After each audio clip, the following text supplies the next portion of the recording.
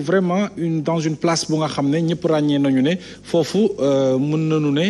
lu ñu fu ñu war a jël exemple la muy tund Bawol googu diggante Mbacké ak Touba ban jeexital xëy na ak ñan ñoo ci war a mën a am part de responsabilité au-delà même sax di takk der yi doon xeexanteeg ak ñi nga xam ne ñoo di partisan Ousmane Sonko. Mohamed loolu la ñuy mettulu parce que li muy parce que en vérité ñun xeex bi ñuy xeex c'est pas pour la violence sama xeex bu ñu sañoon ñëpp génn ci mbedd mi toog toi bi des millions de Sénégalais toog jàpp seen jàmbur ne lii du fi am xeex boobu lay wax amuñu arme amuñu xeer amuñu dara xeex bi mooy Sénégal yi génn ci mbedd yi toog ne lii waru fi am mais Macky Sall du yàqule keneen du yàqule citoyen simple ñoo yàqule li mu wax ci Touba mais fi mu démarré baaxul symbole bi muy li mu def nii te pourtant les leaders de Yewwi Askan Wi wax nañu ba sonn artu nañu ba sonn ñii yàqule tey mais c'est regrettable. et on les a vus auparavant ñu dem julli ji. vraiment ñu accueillir s'affronter. et puis amuñu benn problème. amuñu benn je vous assure que ñu gis également mën nañ def 1000 l'opposition mën na def 1000 marches 1000 dox sax buntu palais. dara du fa dara du yëngatu. parce que xam ñu ne bu nemee élection dañuy gagner. ça c'est clair. maintenant. oui. li may wax mooy précision de taille. Macky mënul diviser opposition. Yewwi Askan moo d'accord ne nañu def ay candidatures multiples ku ci mel ni man ànd ak Khalifa Sall nekk candidat di liggéey Sonko di liggéey Déthié di liggéey Bougane keneen ñëpp di liggéey ñu war a dem les deux premiers yi génn ñu waxtaan. précision bu leer. Khalifa Sall li mu wax tey bu nekkee en tournée. suba mu dégg ne ñu ngi laal Malick Gakou wala ñu ngi laal Sonko wala ñu ngi laal Déthié ñu arrêté tournée bi ñëw bokk ci xeex bi. absolument. donc en entrain li may wax fii Khalifa Sall moom la ñu sant Barthélémy moom la ñu sant Malick Youm qui est en France loolu la ñu sant mooy que personne bu mu leen divertir. pour di wax ne nañu rendi Sonko Khalifa ñëw wala Karim ñëw wala Bougane ñëw wala ay dóor la. benn mot d'ordre lañ jot nañu bàyyi ñu réviser le code électoral c'est très facile à l'Assemblée nationale moo gën a yomb jarul sax ay amnistie amnistie bi benn épée de démocratie bu mu teg suñu kaw pour wax ne way yéen gën leen ci sama xeex ak Sonko c'est-à-dire loolu da xam ne ñoo ko c'est-à-dire dàquñu politique gënuñoo yeewu c'est un bloc ñun Khalifa Sall mooy suñu candidat. mais Khalifa Sall est un candidat de Yewwi Askan Wi comme Sonko est un candidat de Yewwi Askan Wi. comme ni ngeen ko waxtaanee woon. ni ñu ko waxtaanee noonu la dem mu donc. qui touche à Khalifa Sall touche à Barthélémy touche à Sonko touche à Déthié touche à keneen te ñu sax on dépasse maintenant Yewwi Askan Wi moo tax message bi mooy comme ni mu ko waxee ñu ngi rafetlu di Bougane def franchement parler ñu koy rafetlu tu as vu dem jàppale si ne ñëpp jóg ñu ànd nekk benn. maintenant bu ñu ñëwee ba rétablir l'ordre xale yi mag ñi et puis il faut que des gens di wax ne xale yi du xale yi léegi mag ñi la. mag ñi ñooy génn et vous verrez que ne mag ñi seront dans la rue et mag ñaa ngi ci rue bi. d'accord Macky Sall nañu wax ne sama benn doom dafa ne papa man j'ai pas compris li mu wax léegi ne xale yi dañ leen jàpp pour ay reetaan ak ay wax li mu ne papa pour de tampi kan mooy papaam. ma ne ko du tax nga wax ma loolu. dama gis day nekk télévision bi di saaga Sonko di tudd ay waajuru Sonko di saaga ay leader mais kenn du ko wax dara te du ma gisee suñu benn activiste bu defee benn wax rek ñu jàpp leen tey tous les activistes tous les hommes politiques ñu ngi ci contrôle judiciaire wala sursis. c'est-à-dire finalement benn waaye menacé na ma nee na ma way xamal looy wax am na boo ko waxee man ko wax ko dëgg de. jarul sax may dem. bu leen neexoon fii léegi c'est-à-dire dañu toll ci réew moo xam de Mohamed. man la presse laay waxal Mohamed réew yëpp man waxu na presse far fenn mais au moins ñu yee le peuple sénégal wax leen parce que c'est vous qui avez les archives yéen a yor archive Sénégal yéen a xam c'est-à-dire ñun même si on a fait le choix de faire de la politique choix la rek mais gënuñu ne gën a xam sax. absolument c'est ça buy analyser même moo tax Serigne Bara Ndiaye mi ñuy wax ne c'est pas na Serigne Bara Ndiaye kan moo ko gën a pertinent quand même ci analyse politique. d'accord. donc loolu moo tax ma ne que la presse que les citoyens sénégalais ñoo war a ñëpp jóg génn ci mbedd mi ne plus jamais ça. nañu bàyyi nit ñi ñu exprimer seen droit. très bien alors sëñ Saliou Gueye li xew tey Mbacké Ousmane Sonko mën na toog wala Yewwi ne daañu dem ci bërëb sàngam ëllëg si biir ay arrestation madame le maire mi ngi ko doon wax sànq ay nit ñu persécuté alors ñu ngi ci 2023 à quelques mois de l'élection présidentielle est-ce que at bii di atum 2023 mën nañu xaar yeneen i mbir yu nga xam te ñaanuñu ko yàlla ci langue politique bi comme yi ñu gis tey li xew ci Mbacké ay xët-xët yu doy waar ba ay taali pëna ay bërëb yu ñuy yàq ak yu mel na waaw bala may tontu Mohamed ma préciser rek ci affaire amnistie bi ñuy wax pour Khalifa Sall ak Karim Wade man dama ne Karim Wade ak Khalifa ils n'ont jamais perdu leurs droits civils et politiques. mosuñu ko perte. et pourtant bokkuñu ci ay élections. mais mosuñu ko perte. non c'est-à-dire que non dañoo jaay doole. mooy li ma wax ci dëkk bi c'est-à-dire que dañoo dem ba dëkk bi fi ñu toll nii lii loi dañ koy jël moom la préfet bi def tey jël loi boppam bind ci lu ko neex dugal ko ci benn arrêté il a fait faux et usage de faux loolu aussi moo am ci mbiri Karim Wade ak Khalifa Sall. dama ne. say droits civiques boo ko dee perte il faut que mu am soit une disposition expresse de la loi buy wax loolu wala aussi juge bi moom ci wàllu boppam mooy toog mu ne diw de daan nañ ko yow perte nga say droits civiques pour tant d'années et puis c'est pour une durée loolu juge moo ko war a prononcer mais waxuñu rek c'est-à-dire même moo tax disposition code électoral yéen sanul loolu leen wax man leen comment se fait-il ngeen def code bu mel noonu code boo xam ne ni qui est en contradiction avec même ce que dit le code pénal. avec le code pénal. boo xoolee article 34 35 bu code pénal bi mais li muy wax ak 29 30 boobu nga xam moo nekk ci code bi code mais c'est-à-dire nii et loolu jusqu'à présent ñu bàyyi ko muy persister loolu c'est un problème gis nga bi ñuy jugé Khalifa comment dirais-je Karim Wade ba génn à l'époque c'était Sidiki Kaba qui était le ministre de la justice. mais Sidiki li mu njëkk a wax mooy Karim n'a pas perdu ses droits. loolu wax Sidiki wax te moom c'est un juriste. te loolu moo mooy dëgg mais xam nga rek après xam nga bi ñu gisee kilifa gu mag gi ñu fexe aussi ba changé waat rek wax daan ne woy perdre na ay nangam ak na mais ils n'ont jamais perdu moo tax bu ñuy wax affaire amnistie man leen dañ leen di divertir xeex bi c'est un combat politique. dëkk bi il faut ngeen di xeex sur le plan politique. am na loo xamante ne nii kenn du ko may dañ koy arracher. sur le plan politique mooy lan bu ñu la déggee sëñ Saliou. non sur le plan politique. mais xeex bi sur le plan politique. mais xeex bi sur le plan politique. mooy il faut chaque jour xool les méthodes yi nga xamante ne les méthodes appropriées pour jëflante ak ñi nga xam ne ñoo ne fii ci pouvoir bi. gis nga soo gisee les années 98. jëm ba 2000 man gis nga phase boobu moo ma gën a marqué sur l'histoire politique de ce pays. oui gis nga foofu moo tax je regrette pourquoi les marxistes là nekk un peu sur la touche quoi ñoom Mamadou Diop Decroix. ñoom Bathily ndem si yàlla Dansokho parce que ñooñu entre 98 2000 dafa am benn esprit boo xam ne dañ ko indi fii teg ko fi sur l'organisation même c'est-à-dire comment l'opposition doit s'organiser même su fekkee ne ñoom bariwuñu sax ay nit mais au plan des idées kenn mën leen ci te loolu ñu laloon 98 moo indi pratiquement PS bi ñuy demee élection même su fekkante ne ñoo ëpp ay députés mais soo xoolee quasiment c'était 49 presque 51 ou bien 50 virgule nangam boobu la ñu xam ne fi ñu toll nii maintenant les choses sont équilibrées que il faut un tout petit peu pour que waa PS mën a daanu Moustapha Niasse est venu gën a renforcer affaire bi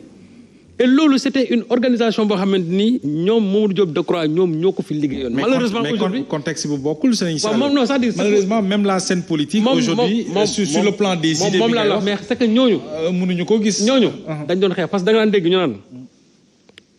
comment dire waa Fall amoon na fi. ay Naleer ay code 2000 c'est-à-dire il y avait des organisations yoo xam ne c'était tout il faisait tout pour que ñu dem ci ay élections yoo xam ne transparentes et démocratiques malheureusement li ma gis man opposition fi ñu toll nii mais nous sommes à presque 1 an des élections mais ba léegi amul sax benn cadre boo xam ne moo unifié opposition bi pour que ñoom ñu mën a lëkkaloo. est-ce que c'est pas parce qu'on est en train de vivre une opposition dans l'opposition. moom la c'est-à-dire que tey aujourd'hui jafe-jafe yi gën di. loolu nag Mohamed su amee ma xam ne waru leen. et puis aussi pouvoir bi ils font tout pour les retarder avec ces histoires d'ennuis judiciaires là mais ñoom ñoo war a bañ loolu parce que li ma wax nii yëpp c'est de la diversion. ils font tout pour que aujourd'hui même révision liste yaa ngi koy wax alors que loolu loi moo ko wax c'est que voilà un pays boo xamante ne nii fi nekk nii yéen vous laissez trop faire parce que loolu loi moo ko wax au lieu que ngeen kaas ko yéen aussi opposition bi mais def leen ko da ngeen bàyyi aussi pouvoir bi def lu ko neex fi nekk nii Macky Sall su ko neexoon mook Antoine Diome ñu toog ba juin daal ne révision liste électorale du am parce que kenn du bouger te loolu aussi je dis que yéen dafa am loo xam ne nii su ngeen ko xeexul jàppale ne pouvoir bi aussi ñoom li ko ne moo tax boobu ba léegi Macky Sall aussi en train de dérouler son agenda mi ngi dérouler bala waxee ñoom ñu ne seen deuxième quinquennat xaw ma troisième je ne sais pas quoi. sur la tension politique bëgg naa nga ñëwaat sur la tension politique ak ni ñu gisee nii à l'image de Mbacké ñu ngi ci année boo nga xamante ni dafay waajal année électorale xam nga est-ce que du doon problème gis nga li xew Mbacké vraiment waroon am parce que bu ñu delloo tuuti en 2011 lii dañ ko xeexoon te man je crois que démocratie da ngay def ay jéego teg ay briques ne lii amoon na fi doo fi am mais je crois que fi ñu toll nii tey bu ñu xoolee image yi c'est comme ni ko madame la maire waxee rek dafa mel ni dañuy biisaat delluwaat ci ginnaaw la amoon fi nekk nii ci tension yooyu ca la ñu nekk te loolu aussi xam na moo koy indi. ña ko doon xeex. moom laa la wax mais xam nga malheureusement le président Macky Sall dafa sàmmontal li nga xam ne moom la waxoon askan bi parce que dafa waxoon ne lii nga xam ne moom la Abdoulaye Wade defoon ci dëkk bi moom dina def de sorte que loolu dootul am ci dëkk malheureusement. bi mu ñëwee aussi ak la boulimie du pouvoir ñenn ñu ko wër aussi parce que am na ñoo xam aussi li may wax rek nee naa leen. ñu ci bëri di wax tey troisième candidature ou bien deuxième quinquennat bu président Macky Sall seen bopp tax ñuy wax. mais président bi tax ñuy wax il ne croit pas au président Macky Sall la preuve les événements de mars bi mu amee ñoom ñëpp a daw personne. il n'y avait que son frère Aliou Sall qui était près de lui ñoom ñëpp a daw déserté bàyyi ko donc moom xam na ne bu nekkee ci yenn période yi moom ñi ngi koy wër nii di wax dañuy wax rek ñoom ñëpp seen bopp c'est-à-dire seen i avantage seen i privilège ñoo leen fi bàyyi mais du kenn koo xam ne aujourd'hui tu crois au projet politique du président Macky Sall te loolu malheureusement le président ne le comprend pas fi nekk nii ñu ngi koy dugal ci loo xamante ni moom ci wàllu bopp moo ko war njëkk bañ parce que dafa Sénégal dafa am fu mu jógee ex fii tension yi nga xam ne moo amoon 2012 ba am ay 14 morts ci am. mais tey ce qui s'est passé à Mbacké. quand même xale bi mënoon na faa dee. nit mënoon na faa dee am na fa ñuy gaañu. policiers yi barki de bu ma déggee fay ñu ne am na benn policier boo xam grenade dafa kii sama yaram dafa daw parce que man dama ci bari ay xarit. donc loolu c'est-à-dire c'est des images que ñun bëggatuñ ko vivre mais ñi nga xam ne ñooy les décideurs politiques nekk ci pouvoir bi ñoom tey ñooñu bëgg indil fitna boobu alors que président ci wàllu boppam waroon na def des élections apaisées démocratiques choisir dans son camp ki nga xamante ne moom la fa wóolu wala seen camp démocratiquement ka ñu wóolu ñu samp ko élection ñi nga xam ne ñoo nekk dans l'opposition ñu bàyyi leen ñu dem te ñu bàyyi justice bi ñuy jël di ko instrumentaliser que kii nañ ko dóor sursis du dem kii nangam parce que finalement seen discours le projet c'est quoi diw bu mu bokk ci élection yi mais on est dans quel pays alors que fii on doit même susciter des candidatures dañu war a Sénégalais yi dem leen ngeen bopp parce que la chose politique lu ko gën a noble amul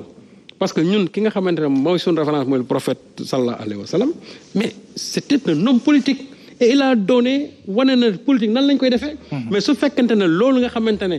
mooy tax yow nga mën a doxal sa dëkk nit ñi dema dem ba gëmloo tuñ ko nit ñi pour wane ne le politique du lu baax politique lu bon la donc da ngeen koy bàyyi benn catégorie en fait c'est là où le président Macky Sall a échoué dans son projet politique parce que moom esprit bi mu fi fekkoon daf ko waroon dindi indiwaat beneen esprit bu bees doxal teg institutions yi sur les rails bañ a instrumentaliser la justice ba pare vraiment bàyyi ñi nga xamante ne ñoo war a présenter ñëw gis nga Sénégal ki ñu bëgg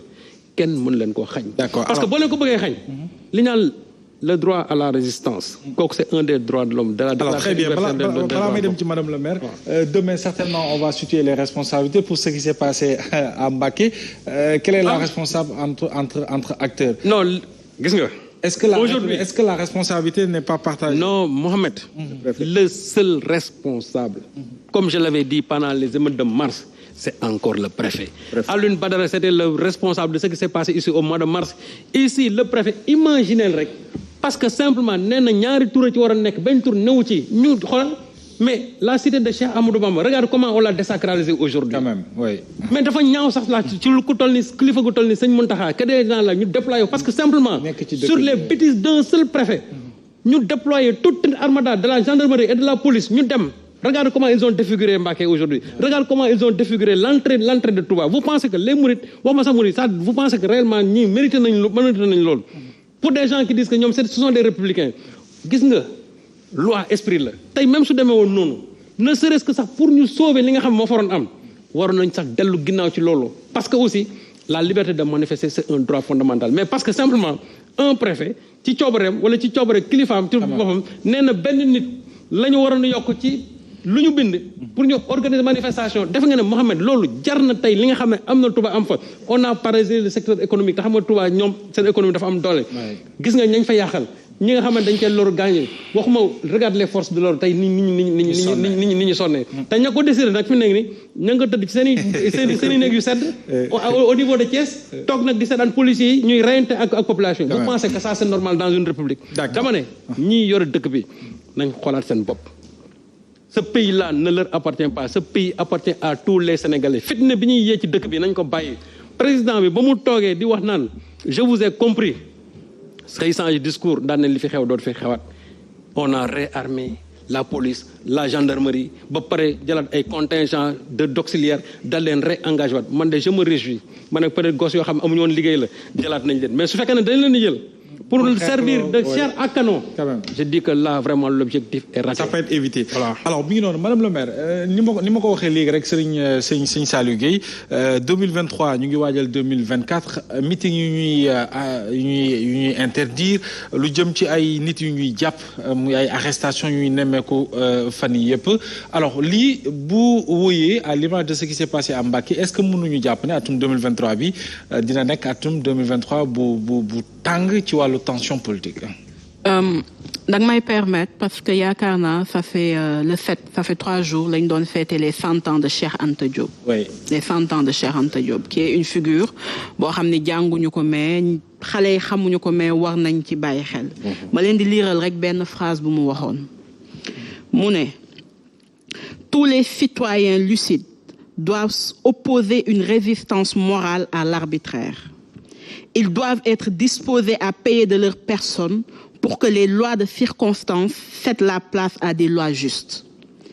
Pour un régime impopulaire, il est trop tentant d'abuser de l'appareil répressif pour se protéger. On croit alors impressionner l'adversaire. Pure erreur.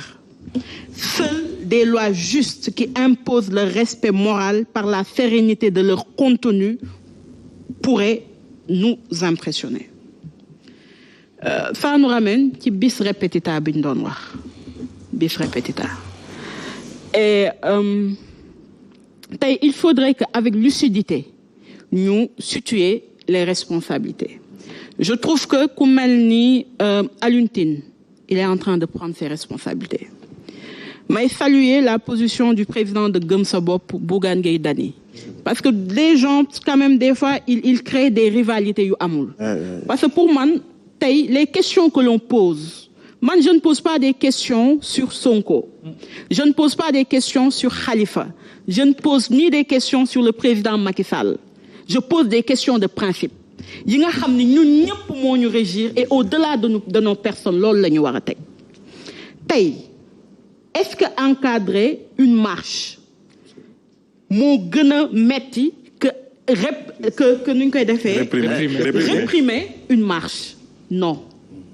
lacrymogène yi ci ñi ñuy dal des fois dina dal ci xale boo xam ni peut-être parent wam bi koy yóbbu hôpital amul lu mu jëndee ordonnance des fois fan résidence kenn du fa sànni lacrymogène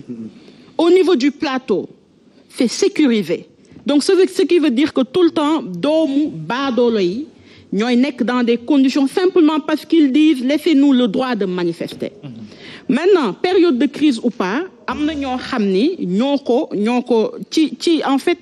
situation bi ci seen loxo la nekk moo tax j'en appelle à la nu ñu koy waxeetee à la sérénité mooy tey bu ma xëyee ma ne bëgguma gis naaj lu ma jënd bâche muux ko Sénégal du tere naaj bi day feeñ